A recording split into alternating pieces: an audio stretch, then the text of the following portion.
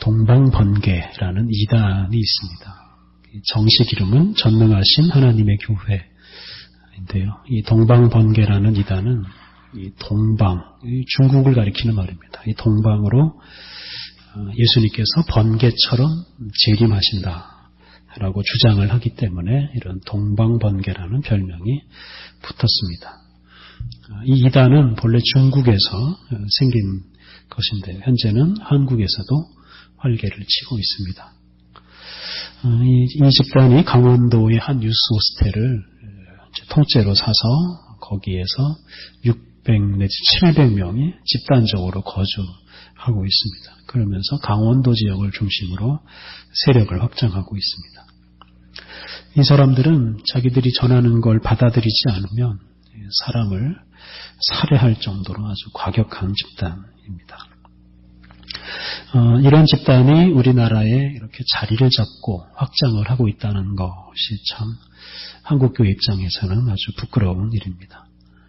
한국교회가 성도들을 제대로 돌보지 못하고 있다는 증거가 되기 때문입니다. 동방번개뿐만 아니라 하나님의 교회, 신천지, 통일교, 박옥수의 기쁜 소식 선교회, 정말 다 말할 수 없이 많은 이런 이단들이 우리나라에서 활동을 하고 있습니다. 그 이단에 속한 사람들의 수를 합하면 우리 교단 교인의 수만큼이나 많습니다. 200에서 300만 명 정도가 이단에 빠져 있습니다. 이단에 빠져서 인생을 망치는 사람이 부지기수이고 수없이 많은 가정이 깨지고 있습니다. 그 이단의 폐해는 참 말로 다 할 수 없이 심각합니다. 그런데 이런 이단에 빠지는 사람들 중에는 장로교나 감리교처럼 이렇게 기존 교회 신자들이 참 많습니다. 이 신천지 같은 이단 집단은 아예 불신자는 상대를 하지 않고 신자들을 상대로만 자기네 교리를 전파합니다. 그래서 이 교회라는 것이 이단이 성장할 수 있는 이런 토양이 되고 있다는 게 참 슬픈 현실입니다. 만약 우리 한국교회가 분열되어 있지 않고 그리고 좀 더 바르게 잘 살았더라면 이렇게까지 많은 이단이 우리나라에 생기지 않았을 것입니다. 여러 차례 드린 말씀입니다만 우리나라에서 이단을 퇴치하는 가장 좋은 방법은 교회가 새로워지고 교회가 개혁되는 것입니다. 교회가 전하는 복음을 사람들이 신뢰하고 또 그 복음을 기쁘게 받아들인다면 이단은 아주 자연스럽게 사라지고 말 것입니다. 오늘 읽은 유다서는 이단을 물리치라, 이단과 싸우라라고 경고하는 말씀입니다. 1절을 보면 유다서를 쓴 분을 야고보의 형제 유다라고 소개합니다. 여기서 야고보는 예수님의 동생 야고보를 가리킵니다. 그래서 이 유다 역시 예수님의 동생이라고 할 수 있습니다. 그래서 이 유다는 예수님을 가장 가까운 곳에서 만나고 예수님과 함께한 사람이라고 할 수 있습니다. 3절을 보면 유다서를 쓴 목적이 나옵니다. 3절 사랑하는 자들아 우리가 일반으로 받은 구원에 관하여 내가 너희에게 편지하려는 생각이 간절하던 차에 성도에게 단번에 주신 믿음의 도를 위하여 힘써 싸우라는 편지로 너희를 권하여야 할 필요를 느꼈노니. 3절 중에 뒤에 나오는 믿음의 도를 위하여 힘써 싸우라. 믿음의 도를 위해서 힘써 싸우라 라고 격려하기 위해서 지금 이 편지를 쓰고 있습니다. 믿음의 도, 이것은 우리 믿음의 중요한 내용을 가리킵니다. 그래서 이것을 복음이라고 요약을 할 수가 있고요. 또 이 믿음의 도는 예수님에 관한 가르침이고요. 그 예수님에 관한 가르침은 예수님을 친히 만난 사도들이 전해준 가르침, 말씀이기도 합니다. 그런데 이런 믿음의 도를 무너뜨리려고 하는 이단이 등장했습니다. 4절에 이제 그런 사람들이 나옵니다. 그래서 유다는 이 믿음의 돌을 무너뜨리려고 하는 이단에 대항해서 싸워서 이 믿음의 돌을 잘 지키라고 권면합니다. 4절 하반절에 그 이단의 특징이 나옵니다. 경건하지 아니하여 우리 하나님의 은혜를 도리어 방탕한 것으로 바꾸고 홀로 하나이신 주제 곧 우리 주 예수 그리스도를 부인하는 자니라. 그래서 이단은 은혜를 방탕한 것으로 바꾸고 또 예수님을 부인합니다. 이 유다서에서 지적하는 이단은 영지주의 기독교입니다. 이 영지주의 기독교는 정신적인 깨달음을 중요하게 여깁니다. 그리고 반대로 육체적인 일, 육체로 하는 일은 아주 무가치한 것으로 여깁니다. 그러다 보니까 예수님의 그 육체적인 고난, 예수님의 육체적인 죽음, 육체적인 부활 이런 것들을 다 의미 없는 것으로 여겨버립니다. 그러다 보니까 예수님을 부인하게 됩니다. 또 육체로 하는 일을 가치 없는 것으로 여기다 보니까 육체로는 뭐 아무 일이나 다 해도 된다. 뭐 이렇게 이제 엉뚱한 방향으로 흘러가서 방탕한 생활에 빠지고 맙니다. 그래서 영지주의에 빠진 사람들 중에는 방탕하게 살아가는 사람들이 많이 생긴 것입니다. 그래서 이런 사람들을 하나님의 은혜를 방탕한 것으로 바꾸는 사람이라고 표현했습니다. 그리고 무엇보다 중요한 것은 홀로 하나이신 주제 곧 우리 주 예수 그리스도를 부인하는 사람들입니다. 그래서 이단의 가장 큰 특징은 예수님을 구세주와 하나님으로 인정하기를 거부하는 것입니다. 이단들에게는 예수님보다 교주가 더 중요합니다.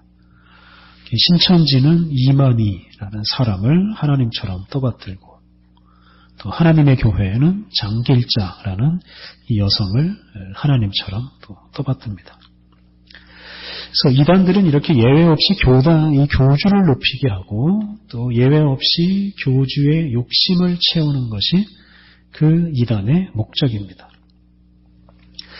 이단의 교주는 자기를 따르는 사람들을 이용해서 부와 명예를 누립니다.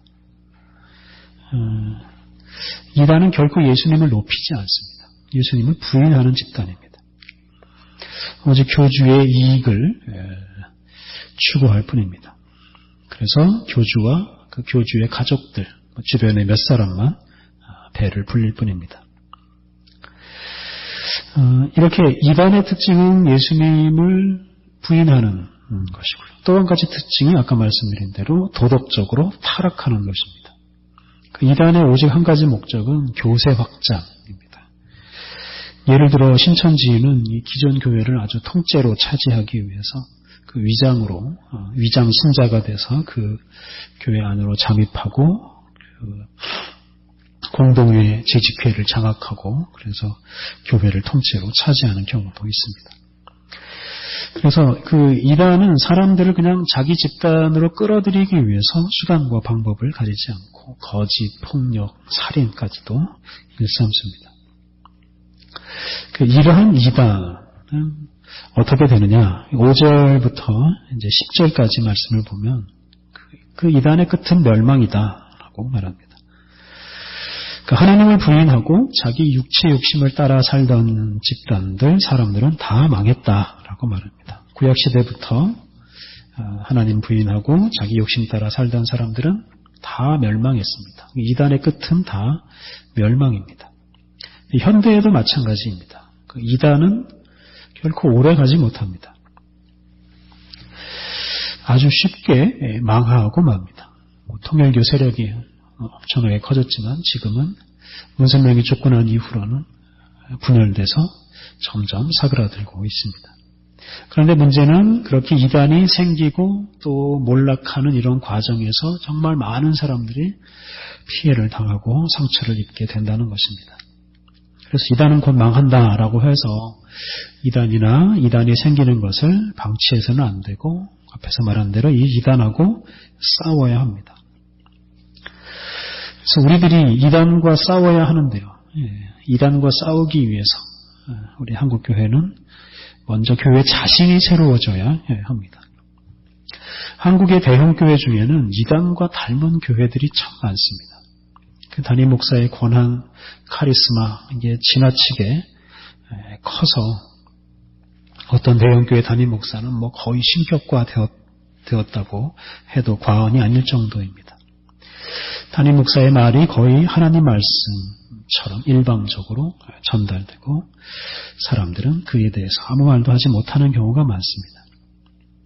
이단의 교주와 닮은 목사들이 많이 있다는 뜻이고요. 교인들의 헌금으로 호의호식하고 부를 축적하고 자녀들에게 물려주고 하는 이런 목사들이 있습니다.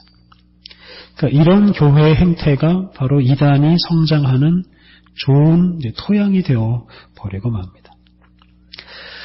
저를 비롯한 목회자들이 좀 더 겸손해지고 좀 더 청렴하게 살아가는 것이 한국교회를 새롭게 하고 이단을 방지하는 길입니다. 또 한국교회가 도덕적으로 더 순결해져야 합니다. 이단의 특징은 교세 확장을 위해서라면 수단과 방법을 가리지 않는데요. 이 기성교회 역시 이게 교세 확장을 위해서 하지 말아야 할 일들까지 참 많이 합니다. 그 중에 하나가 다른 교회하고 또는 다른 교단하고 경쟁하는 것입니다. 그래서 옆에 있는 교회, 옆에 있는 교단을 경쟁의 대상으로 삼고 싸우고 그리고 이제 이런 교회들 간의 경쟁, 교파 간의 경쟁 이것이 결국 교회의 권위를 훼손하고 맙니다. 교회다움을 잃어버리고 맙니다. 교회는 교회다워야 하고 그리스도인은 그리스도인다워야 합니다. 우리 각 사람이 믿지 않는 사람들보다 도덕적인 면에서 더 탁월하게 살기 위해서 노력해야 합니다. 쉽게 말하면 우리가 하나님 말씀대로 살아가기를 정말 더욱더 힘써야 합니다. 그렇게 할 때 우리 사회가 그리스도인의 말에 귀를 기울이고 교회의 말에 귀를 기울이고 교회의 말을 신뢰하고 교회가 전하는 복음을 받아들이게 됩니다. 그런데 근본적으로 이단을 물리치는 길은 이제 3절에서 말하는 대로 바로 이 믿음의 도를 잘 지키는 것입니다. 이 믿음의 도를 무너뜨리는 사람하고 싸워서 잘 지켜내는 것인데요. 이 믿음의 도, 이 믿음의 핵심 내용은 예수님의 고난과 죽음과 부활을 통해서 우리들이 구원을 얻는다 하는 것입니다. 이게 바로 복음입니다. 이 복음을 우리가 확고하게 지키며 살아가야 합니다. 500년 전의 교회개혁을 우리가 시간마다 묵상하고 있습니다만 500년 전의 교회개혁을 한마디로 요약하면 믿음의 도를 지키는 운동 또는 복음을 지키는 운동이라고 할 수 있습니다. 이 당시 교회는 복음을 더럽혔습니다. 그래서 이 당시 교회는 이단이라고 해도 과언이 아닙니다. 교황을 비롯한 성직자들은 이 성도들의 구원을 중개하는 사람들로 자처했습니다. 그래서 성직자를 통해서만 성직자들이 베푸는 세례, 성직자들이 베푸는 성찬, 성직자들이 베푸는 이런 성례를 통해서만 구원받을 수 있다. 이렇게 말했습니다. 루터를 비롯한 개혁자들은 이에 대항해서 오직 예수님을 믿음으로 구원을 받는다. 라고 했고 모든 사람이 성직자 없이도 하나님 앞에 홀로 나아갈 수 있다라고 했습니다. 성직이라는 어떤 계급이 있고 어떤 특정 교회 지도자를 하나님처럼 떠받들면 이게 복음이 약화되고 사람이 부각되고 그럼으로써 이단에 빠지고 마는 겁니다. 그래서 이 중세시대 교회는 교황을 비롯한 이 고위 성직자들의 배를 불리는 이런 이단 같은 조직이 되고 말았습니다. 이제 그런 시대에 루터를 비롯한 개혁자들은 오직 예수 그리고 오직 믿음을 강조함으로써 바로 이 믿음의 도, 복음을 회복하고자 했습니다. 특히 당시에 그 미신적인 예배, 그 성찬식에 빵만 받아먹으면 무슨 일이 있을 거다, 이런 미신적인 예배를 타파하고 예수 그리스도가 누구이신지, 예수 그리스도가 무엇을 하셨는지, 복음이 무엇인지 이것을 실제로 사람들로 하여금 알게 하는 이런 설교를 회복시켰습니다. 그렇게 예배를 새롭게 하고 이 복음을 전하는 선교를 회복시킴으로써 타락한 교회가 본래 모습을 회복할 수가 있었습니다. 이렇게 사람이 아니라 예수 그리스도를 앞세우고 사람의 주장이 아니라 예수님의 고난과 죽음과 부활이 포함된 이 복음을 앞세울 때 교회는 교회다워지고 세상을 변화시킬 수 있습니다. 당시의 루터와 칼빈 같은 개혁자들은 그동안 아무도 몰랐던 특별한 이런 새로운 교리를 만들어낸 게 아닙니다. 그러니까 성경에 없는 어떤 교리를 창작한 게 아닙니다. 루터와 칼빈의 주장은 이미 신약 시대부터 전해져 내려오던 그 복음을 회복한 것뿐입니다. 그 신약 성경에 담겨있는 그 복음을 강조하고 그 복음으로서 복음이 아닌 것들을 다 없애버린 것이 바로 교회개혁입니다. 신약 성경이 오늘날 같은 이런 형태를 갖춘 것은 이제 300년이 훨씬 지난 300년대 후반입니다. 그런데 이 신약 성경이 만들어지는 과정에서 예수님은 누구시냐, 또 예수님은 무엇을 하셨느냐, 이게 복음의 핵심 내용인데요. 이에 관한 논쟁들이 이제 많이 있었습니다. 그런데 이런 논쟁들이 일어날 때마다 교회가 회의를 열어서 함께 토론하면서 이 문제를 해결했습니다. 우리 교회가 동방교회하고 서방교회로 분열된 것이 1054년입니다. 우리는 서방교회 전통을 이어받은 교회인데요. 1054년 그 교회가 분열되기 이전에 그 교회가 하나였을 때, 전 세계 교회가 하나였을 때 7차례에 걸친 공의회가 있었습니다. 그 회의를 에큐메니컬 공의회라고 부릅니다. 교회가 하나였을 때 함께 모인 이런 공의회라는 뜻에서 그런 이름을 붙였습니다. 그런데 이 공의회의 핵심 주제는 앞에서 말씀드린 대로 예수님이십니다. 예수님이 누구냐, 뭘 하셨냐, 이게 이제 주제인데요. 1차와 2차 공의회에서는 예수님이 아버지 하나님과 동등한 분이시다라는 교리를 확립했습니다. 이것과 더불어 삼위일체 하나님에 대한 이제 이런 우리의 그 믿음, 신앙 고백을 확정했습니다. 세 번째 공의회는 에베소에서 열렸습니다. 그래서 에베소 공의회라고 부르는데요. 이 에베소 공의회에서 아주 중요한 결정 하나가 이루어졌는데요. 그것은 오직 예수 그리스도의 은혜로 구원을 받는다 하는 것입니다. 그 당시 에베소 공의회가 열릴 당시에 펠라기우스라는 사람과 어거스틴이라고도 하죠. 이 아우구스티누스와 펠라기우스가 이 구원 문제로 논쟁을 벌였습니다. 펠라기우스는 사람이 그 자신의 구원을 위해서 기여할 수 있는 게 있다라고 주장을 했습니다. 사람이 구원을 받으려면 사람이 뭔가는 조금 해야 된다, 이런 입장이고요. 반면에 아우구스티누스는 오직 예수님의 은혜로 구원을 받는다라고 주장을 했습니다.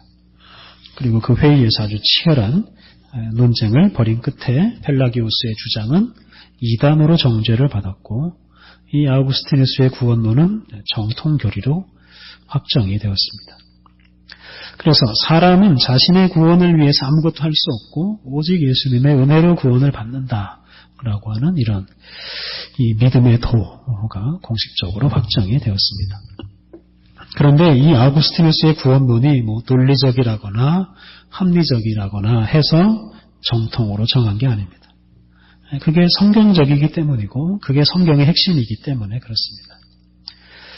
그래서 에베소 공의회 이후에 오랫동안 교회는 오직 은혜로 구원받는다라고 하는 이 교리를 중심으로 교회 생활을 했습니다. 그런데 시간이 흐르면서 중세교회가 점점 그 교리에서 벗어났고 그로 인해 교회는 타락하고 말았습니다.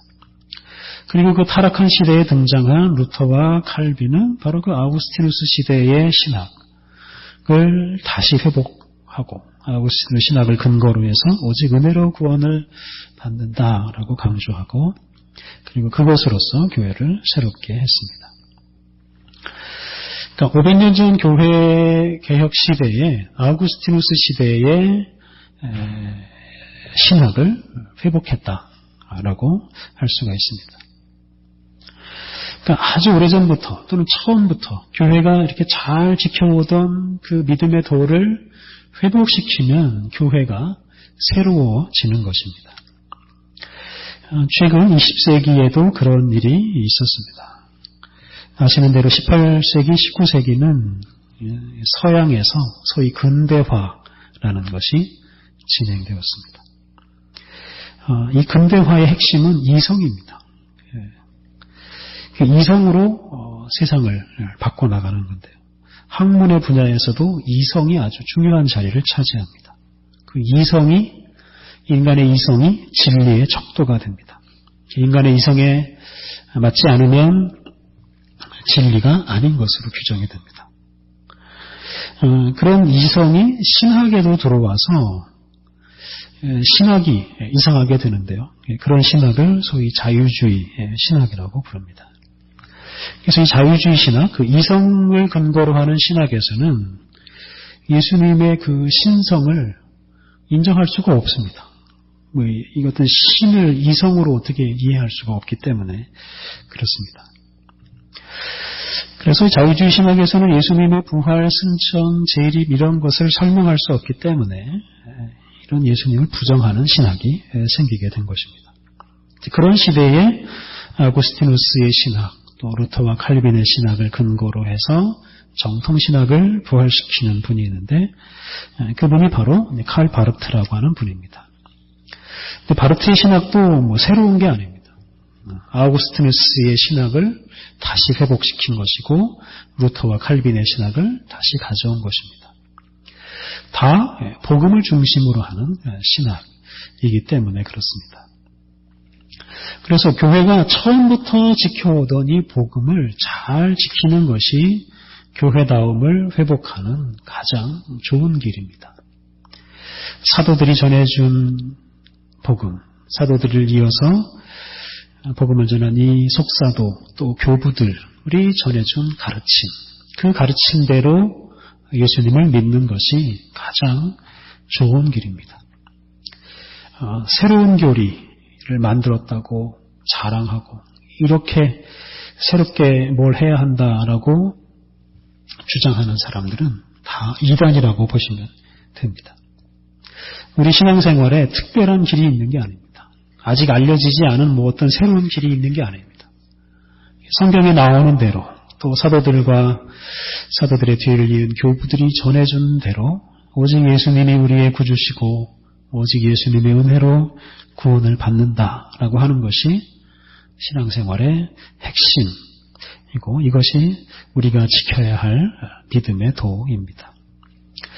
그리고 이 교회가 바로 그 믿음의 핵심인 복음을 따라서 살아갈 때 교회가 교회다워지고 또 교회가 복음을 전파할 수 있는 온전한 공동체, 세상의 신뢰를 받을 수 있는 온전한 공동체가 됩니다.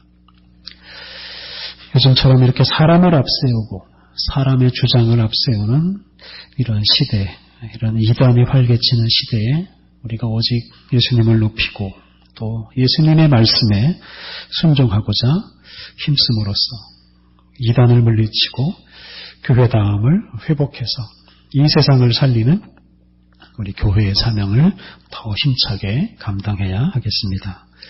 함께 기도하시겠습니다. 하나님 감사합니다. 예수님을 우리에게 보내주시고 우리 위해 살고 고난받으시고 죽으시고 부활하게 하심으로 우리의 주님과 우리의 구원자가 되게 하시니 감사합니다. 이단이 활개치고 사람이 예수님 자리를 차지하려고 하는 시대에 우리들이 오직 복음을 따라 살아가게 하옵소서.